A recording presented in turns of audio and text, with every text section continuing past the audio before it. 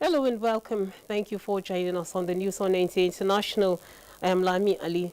Let's take the headlines. National Human Rights Commission submits reports of Presidential Investigation Panel on the Special Anti-Robbery Squad of the Nigeria Police. President Muhammadu Buhari lauds immediate past presidents of United Nations General Assembly for making Nigeria proud. And President of the Senate, Ahmed Lawan, solicits Pakistan's assistance in military training and defense. Also on the news, food production in Nigeria in focus as the world marks World Food Day.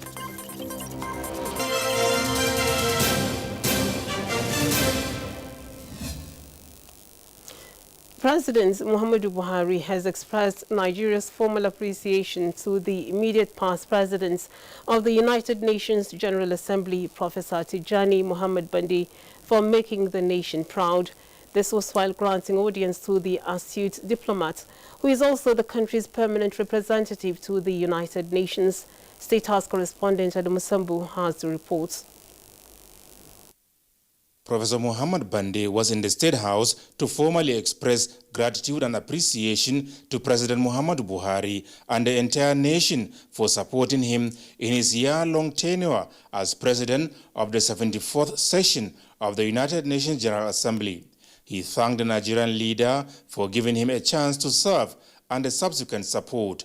Professor Tijani Bande said the Nigerian leader not only gave him an assignment but also the trust, leadership and whatever he needed to succeed. President Muhammadu Buhari said the nation's diplomat had an opportunity to serve and indeed did so well. He takes pride in the fact that by a sort of coincidence, Professor Bande and Ambassador Amina Muhammad, the Deputy Secretary General of the United Nations, served at the same time, saying he felt so proud to see his countryman and woman sitting side by side taking charge of affairs when he addressed the United Nations General Assembly last year. Having been reappointed, Professor Muhammad Bande continues in his position as Nigeria's permanent representatives to the United Nations General Assembly in New York.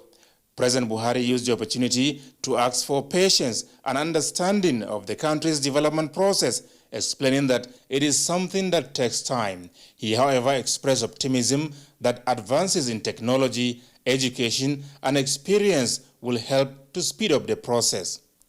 From the State House, Adamu Sambu, NTA News.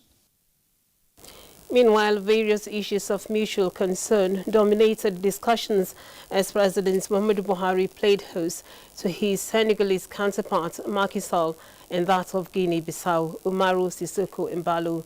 Again, State House correspondent Adam Musambu reports that the two visiting leaders applauded President Muhammadu Buhari for his leadership and genuine commitment to peace and stability across the West African sub-region. This is the first time President Muhammadu Buhari is hosting two West African leaders since the outbreak of the coronavirus pandemic. Reasons for their visit to Nigeria were not made public, and the high-level discussions held with President Muhammadu Buhari took place behind closed doors. NTA News, however, learned that issues of common interest between their countries were discussed, as well as those affecting the West African sub-region and the entire continent of Africa. Addressing newsmen shortly after, both President Macky Sall of Senegal and that of Guinea-Bissau, Umaru Sissoco Embalo, were full of gratitude to President Muhammadu Buhari for his sincerity of purpose and selfless leadership in the sub-region. I want to salute the great action of Nigeria against Boko Haram and how Nigeria is supporting the cost of this war, even in all the Chad Basin area. And also his support in ECOWAS, because in Mali, in Niger, and Burkina Faso, we have a very serious situation. We say thank you very much, President Buhari. We call him Baba. I give this name because his leadership makes some difference in the world. And I have for him in my heart, honest man.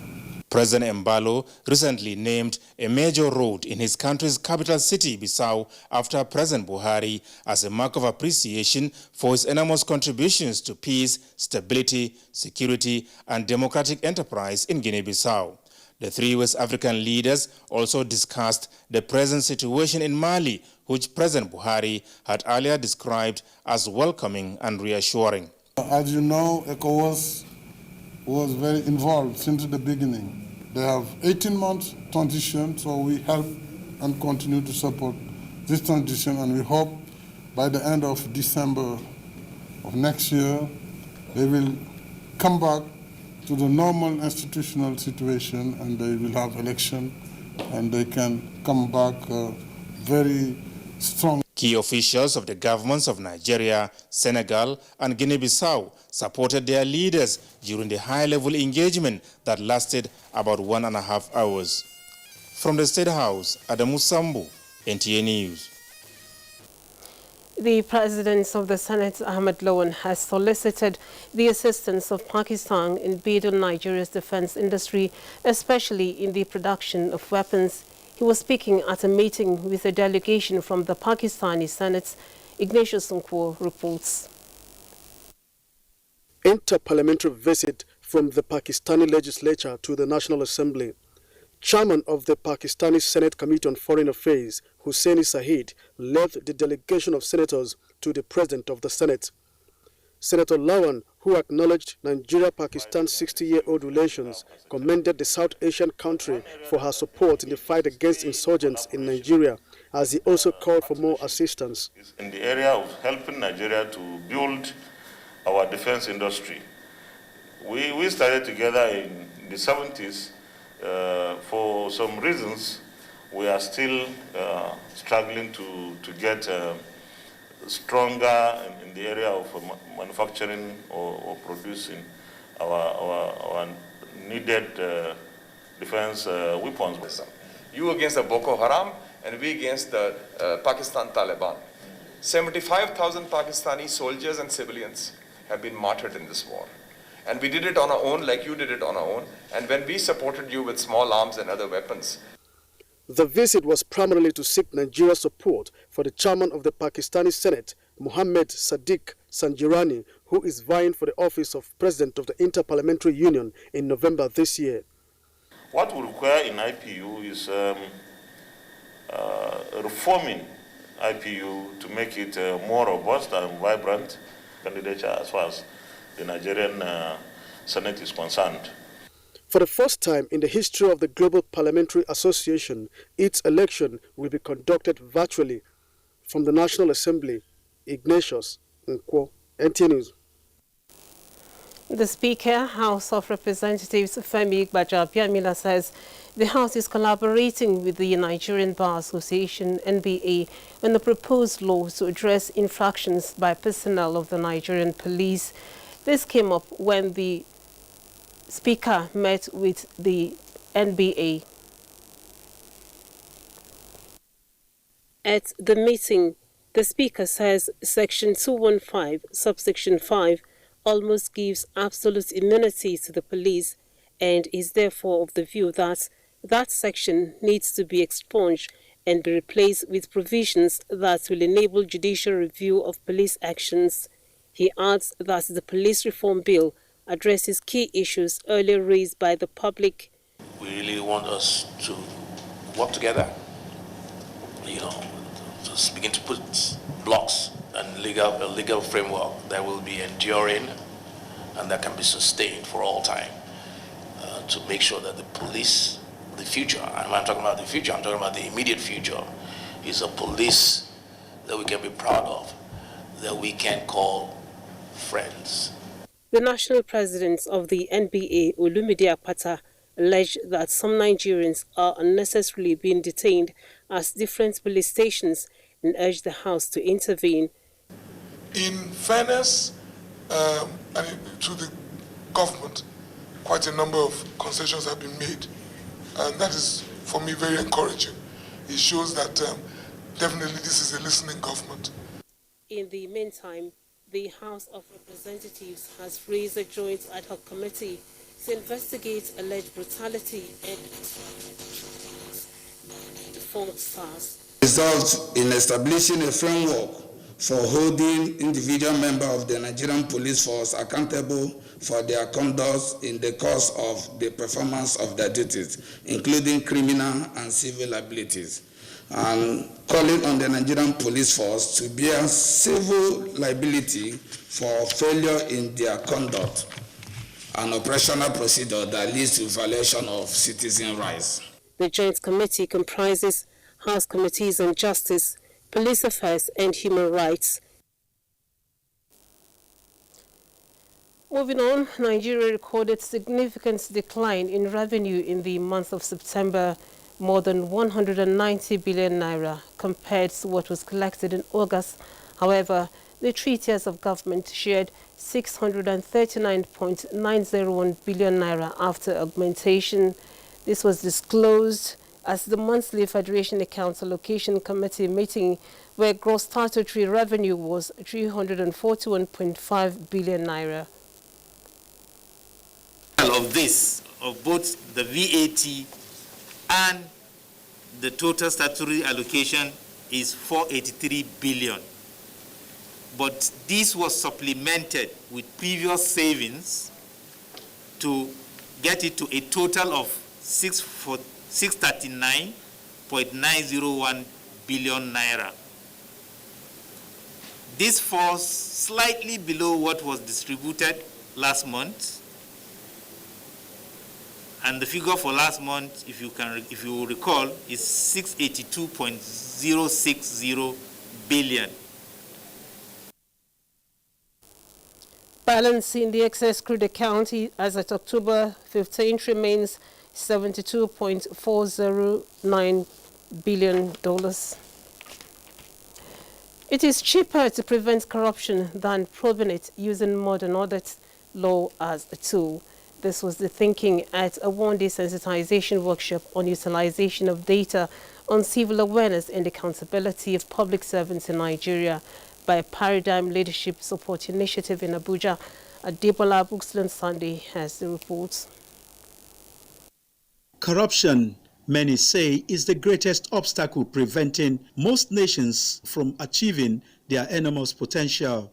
In most cases, huge amounts of money go down the drain from the country's economy, most of which are only detected after audit of ministries, departments or agencies. 1956 Audit Act. Paradigm Leadership Support Initiative says it has been able to summarize, analyze and simplify the 2017 audit reports of the country, which it called Value for Money. The group is therefore calling for a modern audit system in Nigeria that will help sanitize public and civil service. That also guarantees that services are effectively delivered to citizens, and that ensures that the budget of the Federation works for the people. Executive Director of the group, Olusegun Elemo, says all data needed to assist in holding public office holders accountable is available. We want to restate our commitment and dedication to working with very closely with all relevant institutions, including the National Assembly,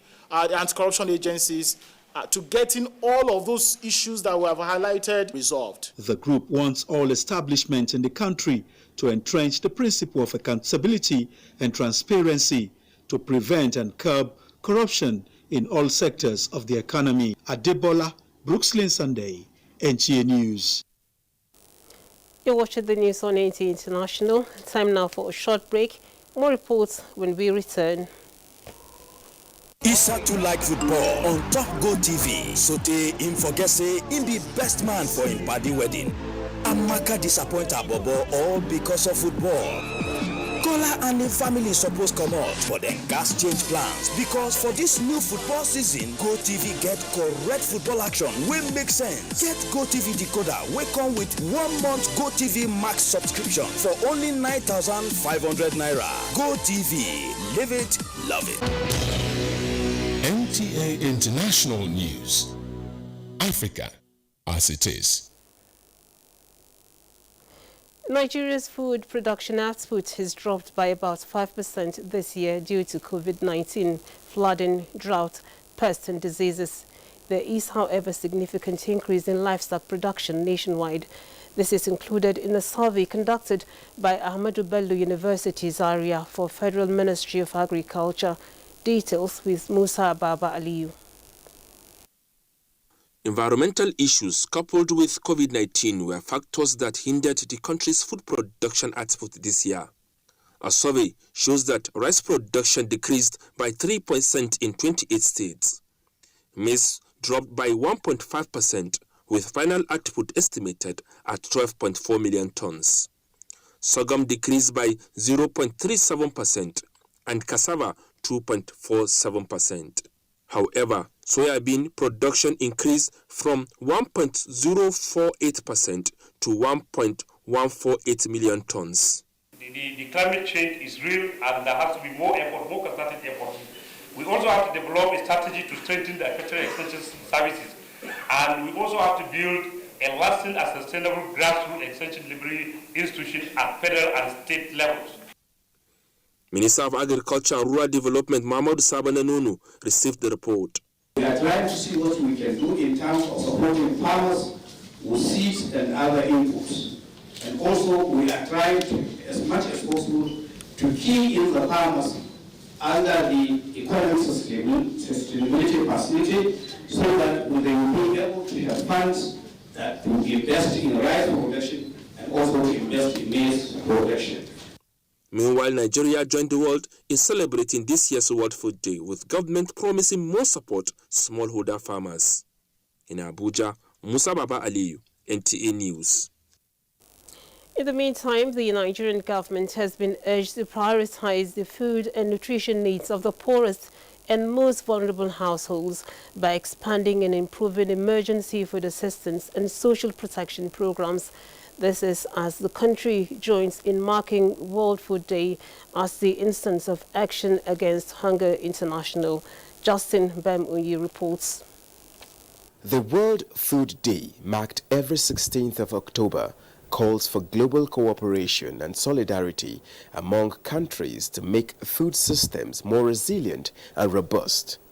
As this year's day comes with a theme, Grow, Nourish, Sustain, Together Our Actions, Our Future, major players in the agriculture industry have commended the Nigerian government for giant strides in ensuring food sufficiency. There should be deliberate effort to ensure that the government at all levels budget adequately for agriculture and all food security interventions. We want to appeal that the National Multi-Sectoral Plan of Action for Nutrition be approved. Policies and practices that support and demonstrate practical strategies to ameliorate the conditions of the vulnerable population is key. There is a need for the National Assembly, in conjunction with the executive, to make sure that enough resources is deployed to the agricultural sector with a view to having robust production and achieving food security.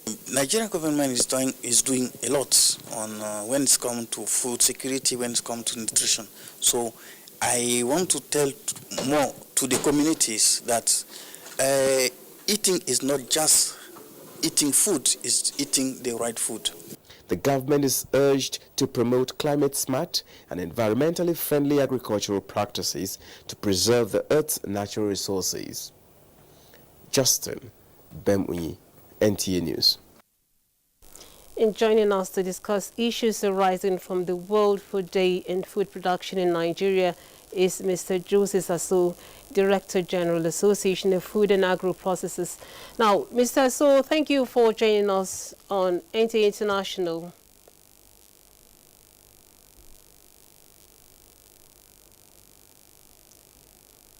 Mr. Aso, can you hear me?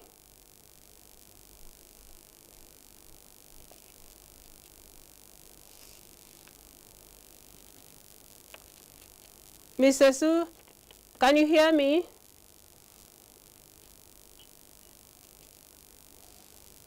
All right, we appear to be having some connection issues with Mr. So we will get back to that when everything is sorted out. Moving on to other news.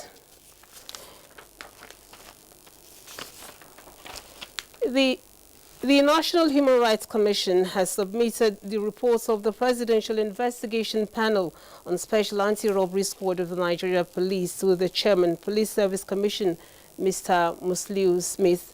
A statement by Assistant Director Public Affairs of the Commission says the Executive Secretary, Tony Ojukwu, while submitting the report, expressed confidence in the ability of the Police Service Commission to ensure an effective implementation of the report, saying the PSC is a key partner that will play a leading role in police reforms in Nigeria.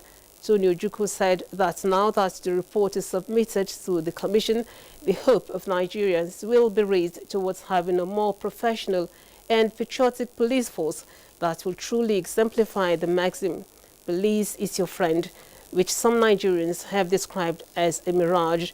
The National Human Rights Commission Executive Secretary said that he has come to submit Volume 11 of the main report, which contains the recommendations targeted at bringing the needed reforms in the police force, adding that the verbatim report will follow later. Responding, Mr. Smith described the occasion as memorable and commended the Commission for the good work it has done in the interest of the public. He said there is need to put all modalities in place to start the implementation of the recommendations, adding that with what has happened in the last 1 week, the report has come handy. The Police Service Commission Chairman stressed that going forward, only well-trained, professionally minded police personnel will be allowed to serve in specialized units of the force, considering the nature of the jobs that are cut out for them. He pledged the readiness of the Commission to closely supervise the trained personnel so as to avoid a revival of the ugly experiences of the defunct SARS personnel. It will be recalled that in June 2019, the National Human Rights Commission submitted its report of the Presidential Investigation Panel on allegations of human rights violations against SARS to President Muhammadu Buhari, which contains far-reaching recommendations for a total reform of the Nigeria police force. In the demands of the genuine End SARS protesters are in congruence with President Buhari's stated desire for an efficient and effective police force that can protect and serve the Nigerian people.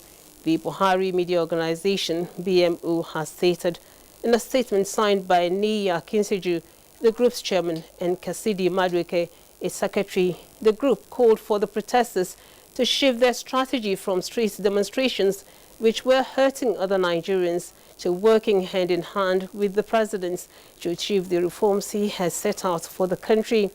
The group called on the End SARS protesters to end their street demonstrations and work with the government, especially now that the momentum is high, to achieve the ends of these reforms.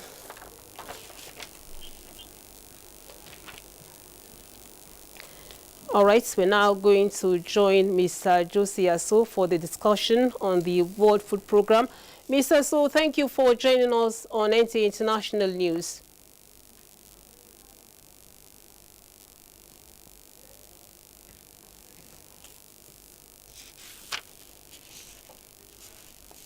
Mr. Aso, can you hear me?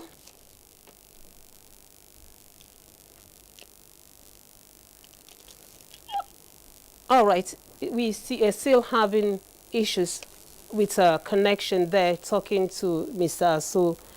Moving on, the gradual failing of the rich societal norms and values of Africans in preserving the chastity of a woman is giving critical stakeholders serious concern in the face of increasing abuse of rights of the girl child.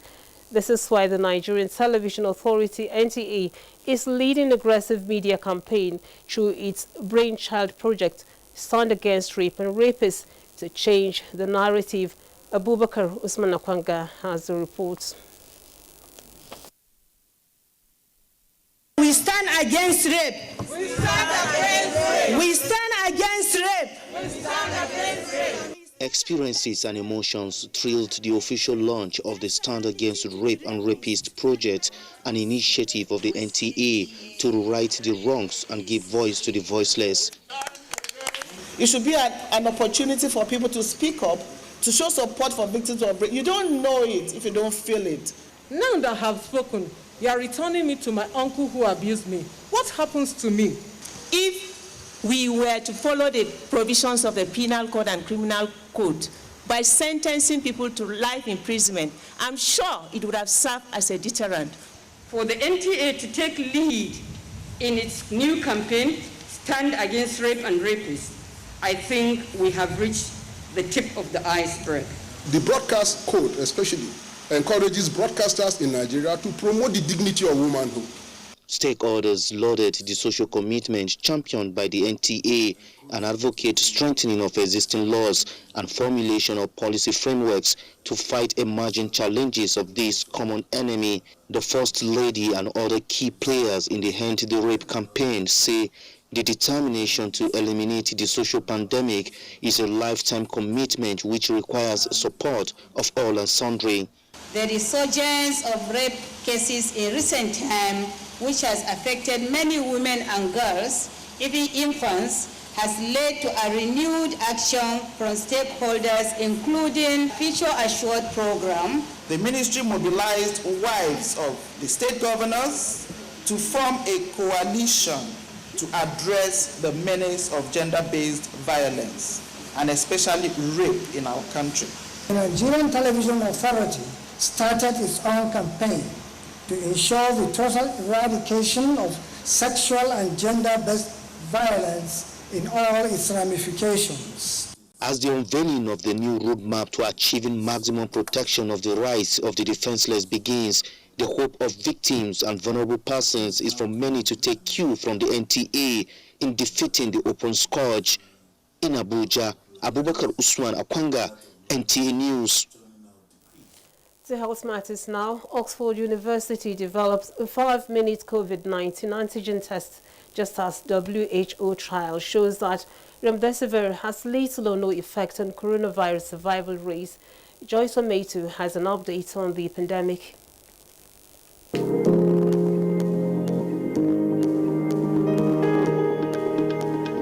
A recent study by the World Health Organization shows that antiviral drug remdesivir has little or no effect on COVID-19 patients' chances of survival.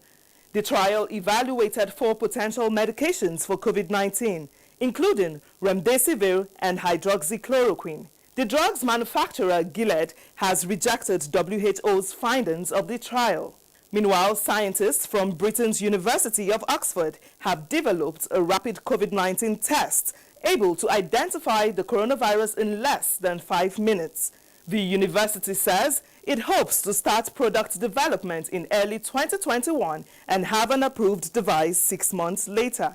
A court has suspended a curfew on Berlin's bars and restaurants, joining others in Germany in overturning government-imposed measures meant to contain further spread of the virus. The court said there was no evidence that bars and restaurants that comply with rules on mask wearing and social distancing contributed to any increase in infection rates. Czech Republic has the biggest surge of new coronavirus cases in Europe, registered 9,721 new COVID-19 infections on Thursday, setting a single-day record for a second day running. In the meantime, global death toll from coronavirus is nearing 1.1 million, with confirmed cases rising to. And those are the stories that made the news at this time on NTA International. We thank you for watching. Remember to connect with NTA and fight against rape and rapists.